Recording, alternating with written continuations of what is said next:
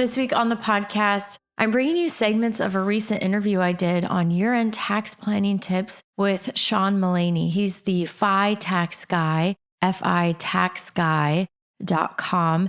Today's interview segment with Sean, it's a continuation of yesterday's episode. We were talking about Roth conversions, and then we go down a little bit of a rabbit hole talking about tax policy, and depending on who the president is, I take that back. Regardless of who the president is, Sean's view of the future tax climate under both the Harris administration or the Trump administration. Now, when you're listening to this podcast, the election's over. It was about a week ago at this point. But when we were recording the interview, it was late October. And actually, when I'm recording this intro today, it is election day. So I don't know what the outcome is. And so we kind of talk about different scenarios and honestly, how it's the tax policy. It's not like Harris and Trump are miles apart. They're actually not too far apart. So we talk about, regardless of who's president, what that might mean for certain financial planning decisions like a Roth conversion.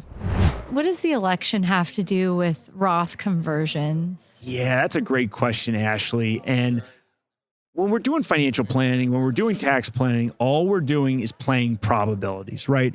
There is no gospel certain answer on this question. But you have to look at the temporary tax cut from 2017. They call it TCJA. I believe it's the Tax Cuts and Jobs Act that lowered marginal tax rates for most Americans, and it greatly increased the standard deduction. So there's some folks out there saying, you got to do your Roth conversions before this thing expires in 2026. Now, I've taken the approach that there's nothing more permanent than a temporary tax cut. My thought was that this thing's probably going to get extended regardless of the election results, but the election introduces uncertainty. And I don't mean to make an overly political statement, but I think it is fair to say that to the extent one thinks the Republicans are going to win, the odds that this gets extended are more likely. And the extent you think Democrats are going to win, it's less likely, although certainly not impossible.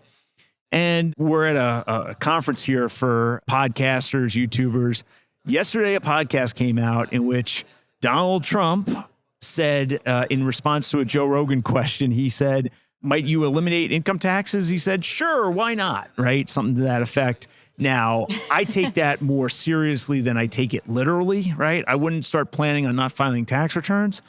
But I do think there's at least this little trend out there that might favor alternative taxes such as tariffs over income taxes long term. Now, again, that's a probability thing. This is going to show what a nerd I am, but for a previous week's episode, I actually did quite a bit of research on the tax and regulatory policies of Trump and Harris. And both of them are talking about extending, even Harris is talking about extending some aspects of the Tax Cuts and Jobs Act. She's talking about also tariffs.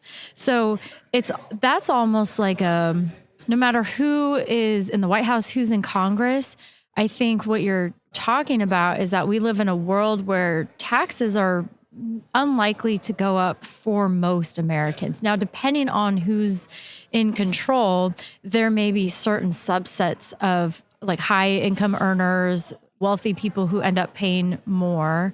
But for the vast majority of listeners to this podcast, if I am understanding what you're saying correctly, the likelihood, regardless of who is president, what the makeup of Congress looks like, is that taxes probably aren't going to shoot up in the next several years. Yeah, I think you summarized it really well there.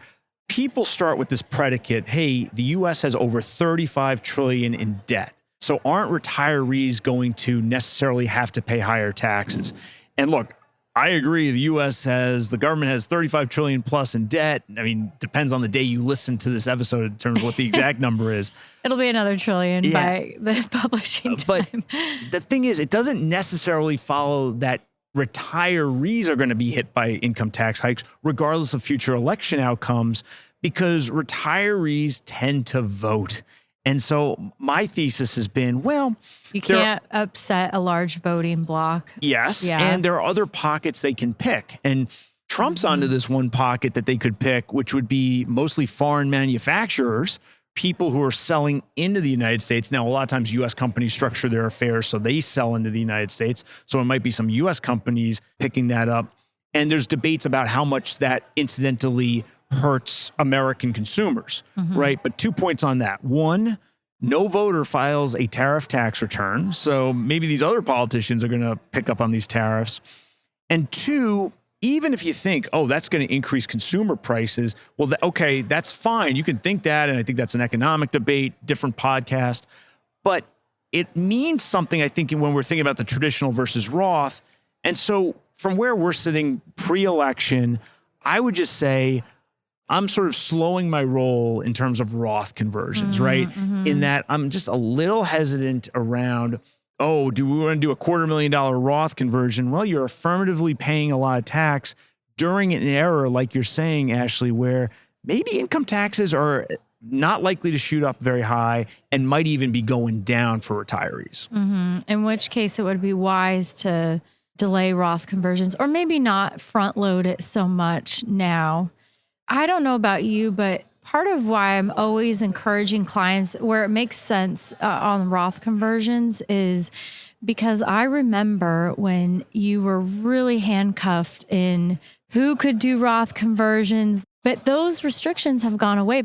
In the back of my mind, I'm always thinking, well, you may have an opportunity to do this for the next 3, 4, 5 years, especially if you just retired or you're going to retire. Because you're right. Earlier, what you were talking about, the early retirement years before you start RMDs from your retirement accounts, maybe even before you start Social Security, especially if you're living off of cash, generally that's the sweet spot time to look seriously at Roth conversions. But then I'm in the back of my mind, I'm always like, well, if you wait, let's say that's still 3 to 5 years in the future, maybe they'll change the who and the how and the restrictions around that. So the Roth conversions, I know you're a fan of Roths in general. I am too. It's hard to plan because it's really just a year by year basis. You got to look at your income that year. You got to look at, in an ideal world, how much would I want to convert? How much am I going to cry when I write that check to Uncle Sam for the taxes?